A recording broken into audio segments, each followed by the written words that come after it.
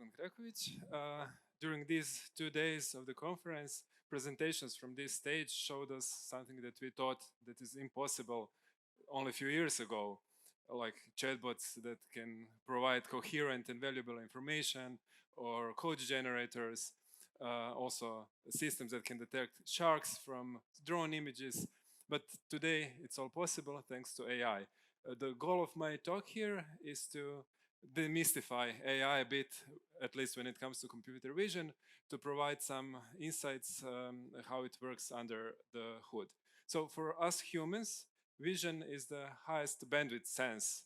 It provides us with a constant influx of information about the world around us and how to act on it. And for that reason, now for around a half a century, computer scientists have been trying to enable computers to process visual information, to extract high-level understanding from digital images and digital video.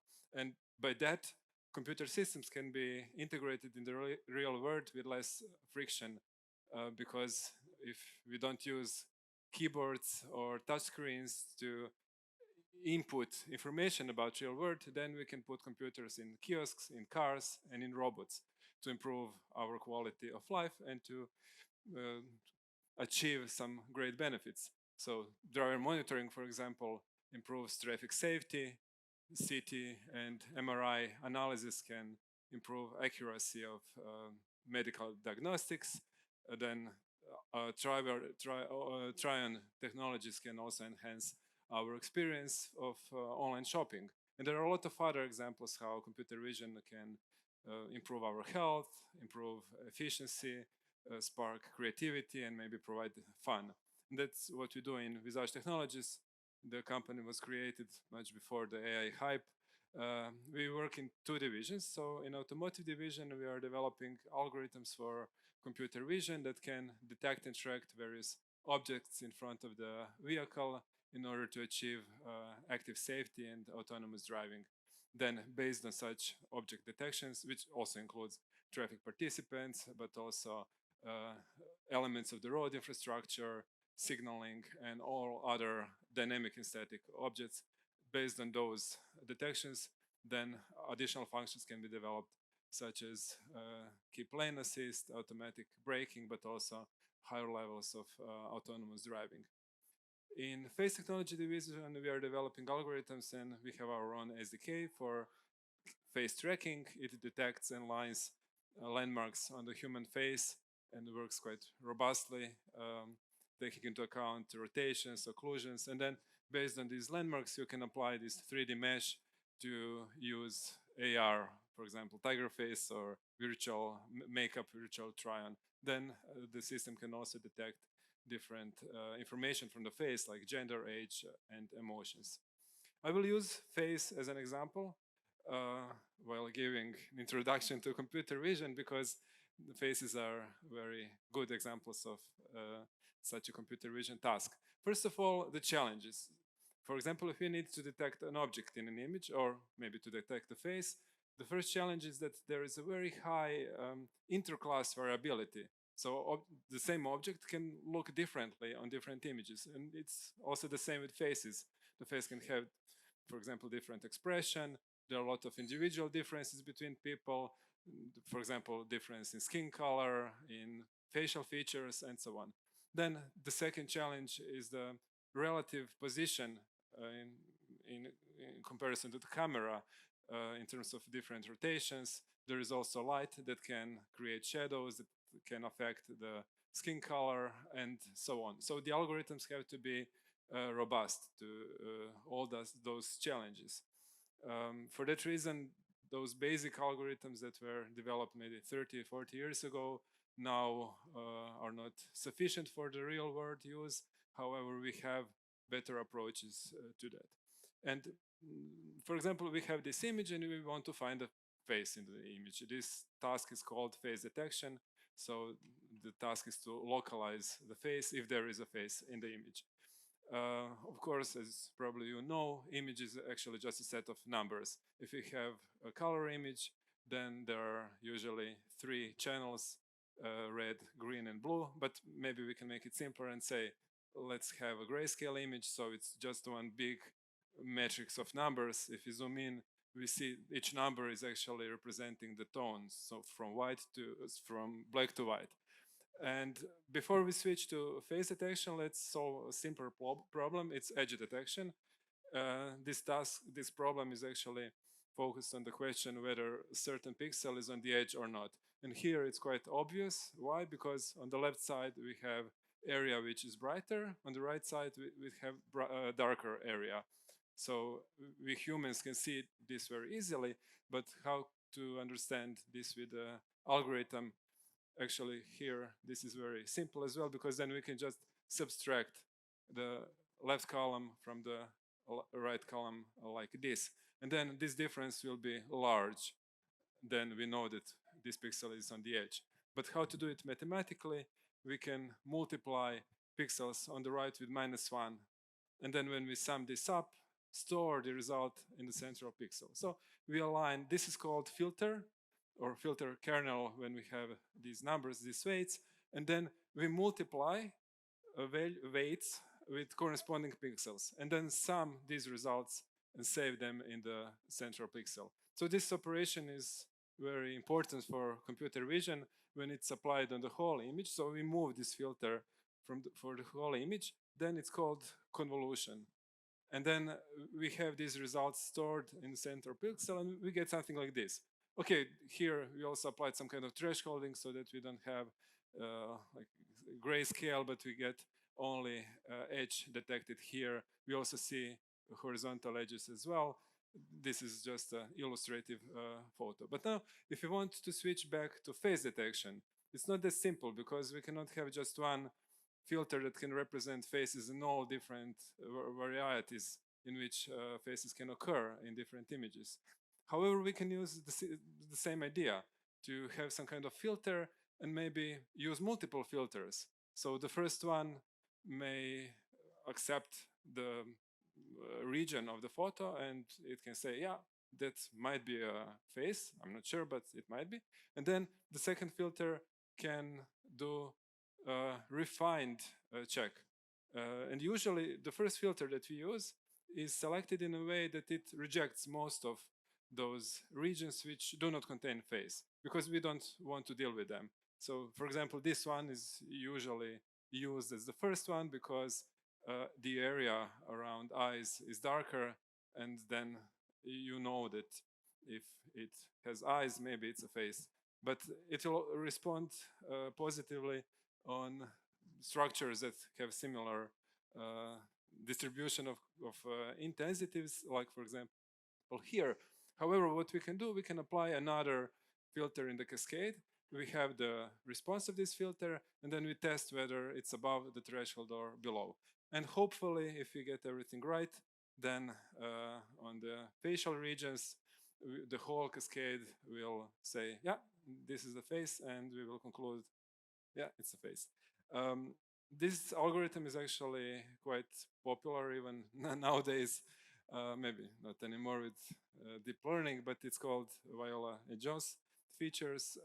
And what is learned from data here are those thresholds, and also the order of the filters that are used. But the filters are created by those two smart guys, Viola and Jones. So they said, okay, it should be box filter because it's easier to multiply them.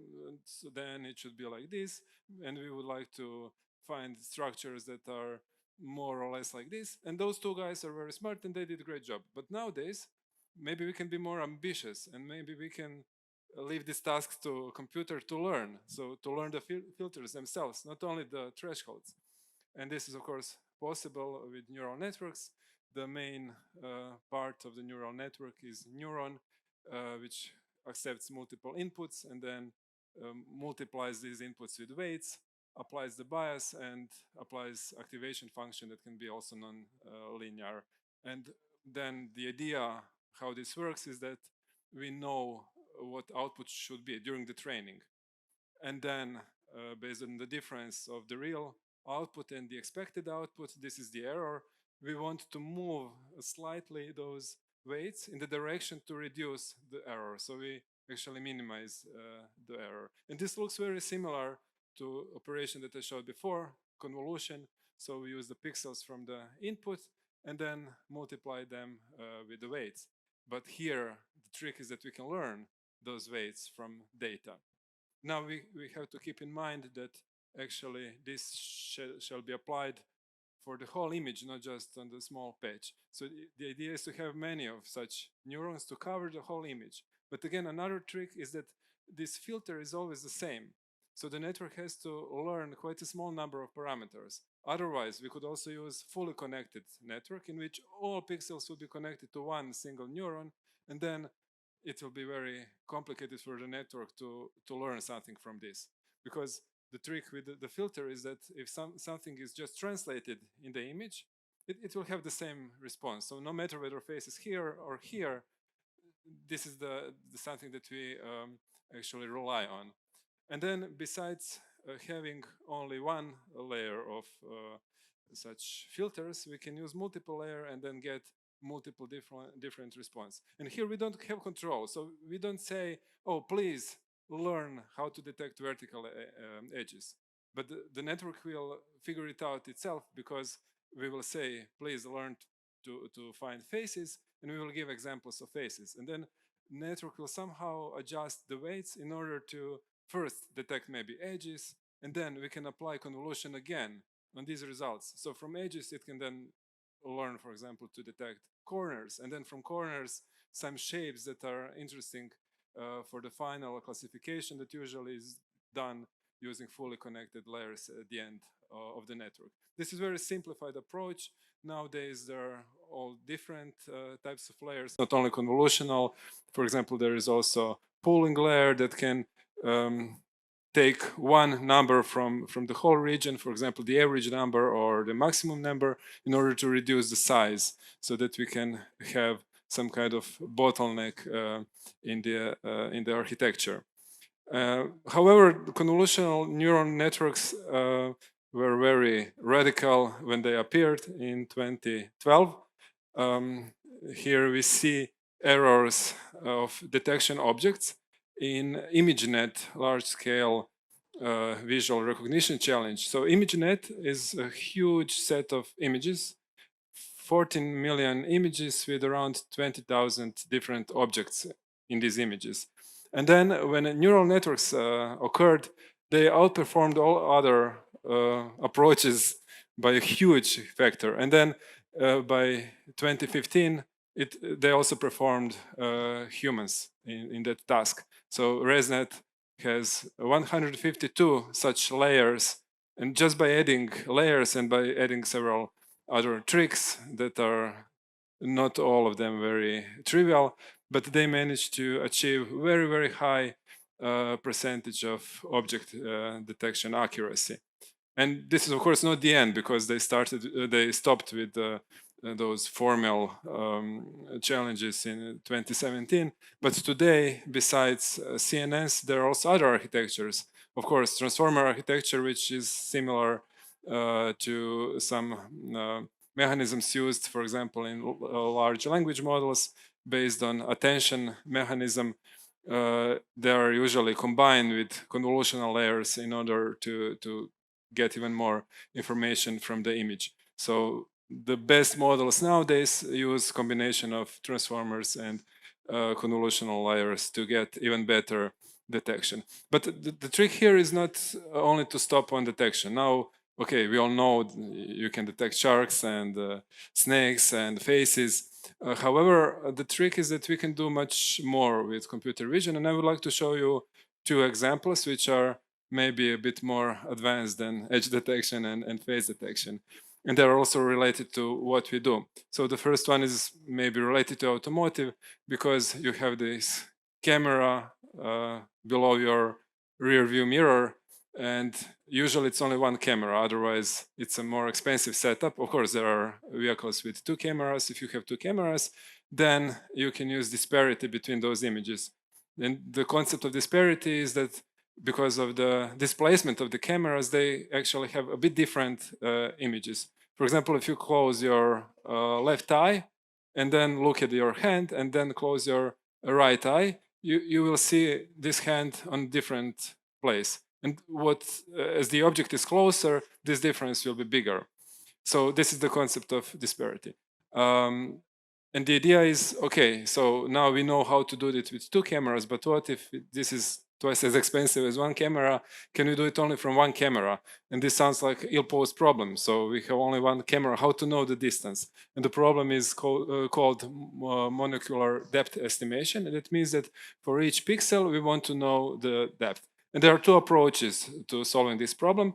The first one is using supervised learning. Supervised learning means that you provide both inputs during the training phase, inputs and the expected output. So here the expected output is the distance. And how could you get distance? You measure it, for example, using laser-based sensors like LiDAR. This is possible and sometimes also used in practice, but it's very expensive and also noisy. These signals are not as nice and as clean as you might think. So other approaches are self-supervised, meaning that we rely on some kind of consistency in the scene. The first set of these methods rely on the consistency in time. That means that you can move your position and capture the same scene from a bit different perspectives. And you assume that there are no many dynamic objects. Of course, these methods have to be robust enough to handle small dynamic objects in the scene, but you assume if I move here that you will not rearrange incompletely. Okay, and the second approach is that we actually use stereo image during training and then just use 1 camera later when we deploy the solution. And I will show how this was solved in 2017 by Gordan and his colleagues. So this is the idea how to use a simple convolutional network that has 2 parts, an encoder and decoder, to generate right disparity and left disparity only from left image. And here during training, we know also the right image as well, but we do not input the right image to the convolutional neural network. We just use left image, and we want to teach the network to estimate right disparity and left disparity from left image. And this is possible because we have both left and right image. So we can put as an objective function to learn the network to set up the weights in a way so that the right disparity, when it's applied to the left image, you get rectified left image. And this left image should be actually as similar as possible to the real left image. This is one criteria. The other criteria is also that there should be some level of consistency between right disparity and left disparity. And there is also a third criterion that there should be also consistency within those images. So to have a controlled level of noise. And when we apply those 3 criteria and just let the system to learn, it will somehow learn to create right disparity and left disparity just from the 1 image. And then when you want to deploy this in a car or in a real-time system, then we just care about left disparity as output. And then from left image, we can calculate the depth. So it is quite a simple approach. The other problem, which is also ill-posed, is phase restoration, but the blind phase restoration. That means that we don't know what caused the degradation.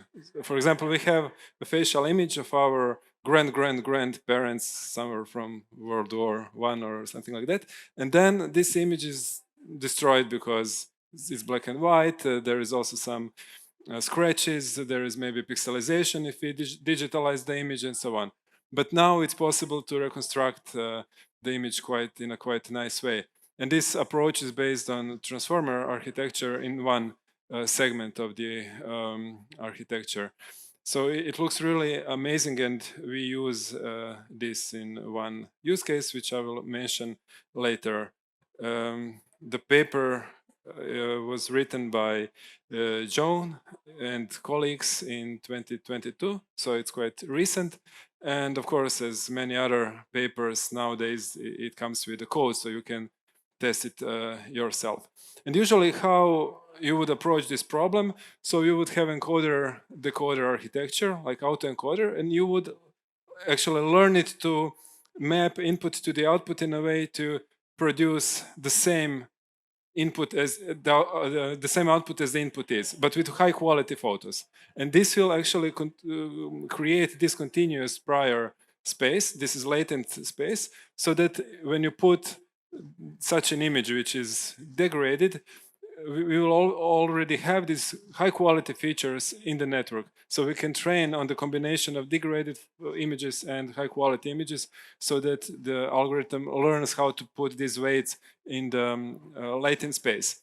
However, the problem with continuous prior space is that when the image is degraded to a high level, then it will take a value which is maybe interpolated value of those which occurred during the training, and those features may look with a high quality, but maybe not high fidelity. That means or the other way around actually. So this looks as a human face, but it is a bit strange. There are a lot of some artifacts introduced by the network itself.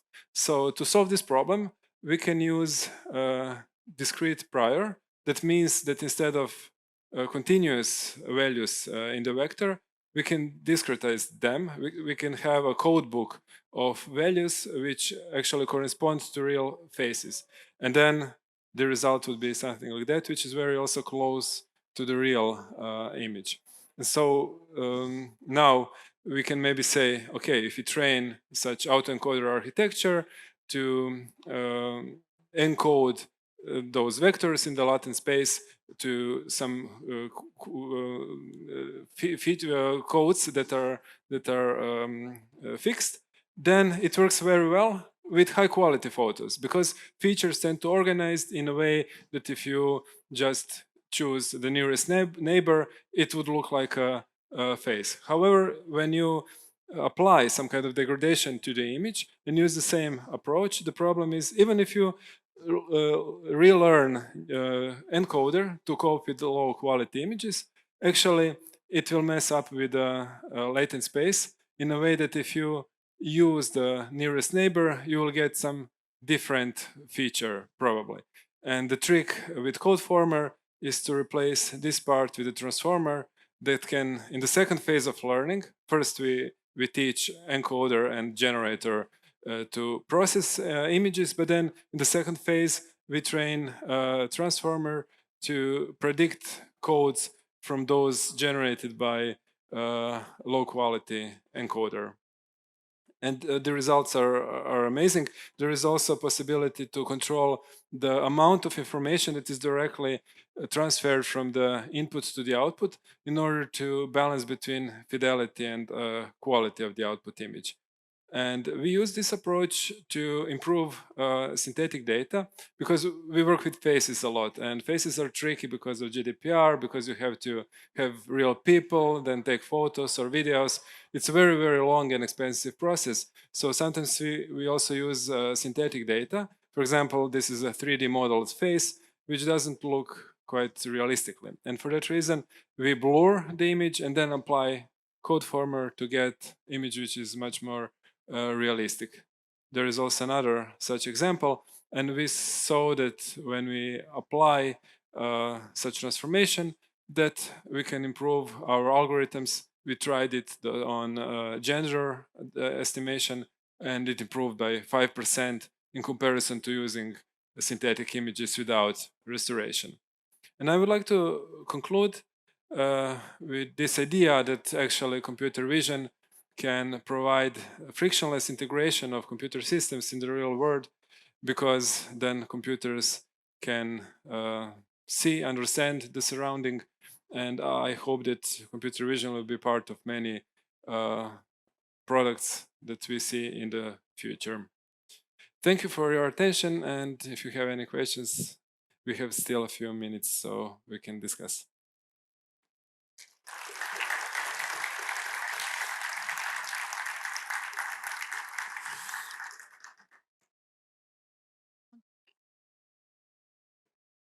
Great talk, thank you. How do you manage bias in this system?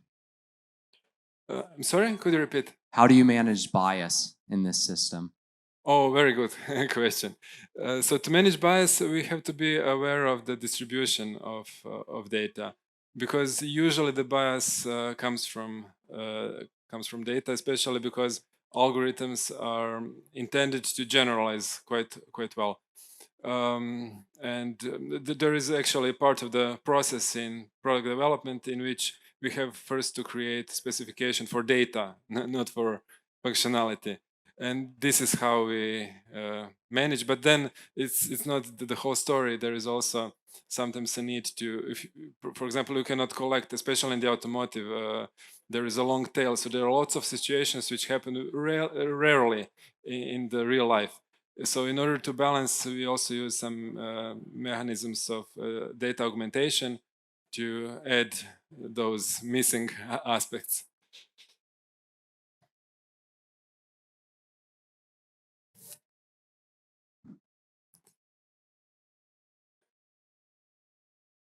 Okay. I think that's it. Yeah, thank you very much. I'll be around